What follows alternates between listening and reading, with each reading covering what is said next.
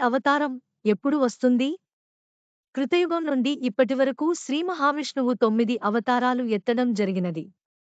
కృష్ణావతారం తరువాత రావలసిన అవతారం కల్కి అవతారం. దశావతారములలో ఇది ఒకటి. కల్కి అవతారం రాలేదు, కాని వ్యాస వాక్కు ప్రమాణం.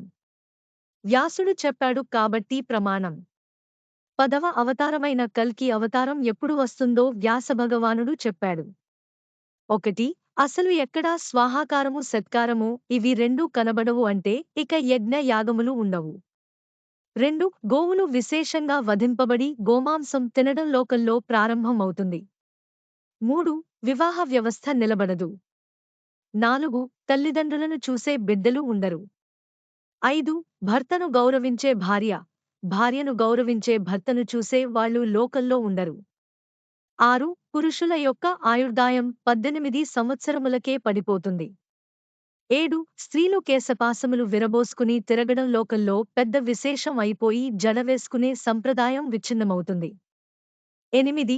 పురుషులు 18 సంవత్సరములకే మరణించడం ప్రారంభం అయిపోయి ఆయుర్దాయాలు క్షీణించిన తరువాత ఆ సమయంలో సంభాల అనేటువంటి గ్రామంలో విష్ణుయసుడు అనే బ్రాహ్మణ కడుపున కల్కి పేరుతో శ్రీ మహావిష్ణువు 10వ అవతారంగా వస్తాడు.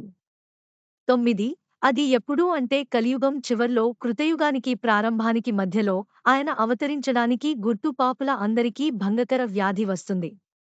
10. ఆసనము నందు పుండ్లు పుట్టి నెత్తురు కారిపోతుంది. కారిపోయి వాళ్లకు వాళ్లే పురుగులు రాలినట్టు రాలిపోతారు. 11. ఎక్కడ చూసినా వ్యాధులు ప్రబలుతాయి. 12. పరమ పుణ్యాత్ములు అయినటువంటి వారు ఎవరున్నారో వాళ్ళు మాత్రమే శరీరాలతో ఉంటారు. 13.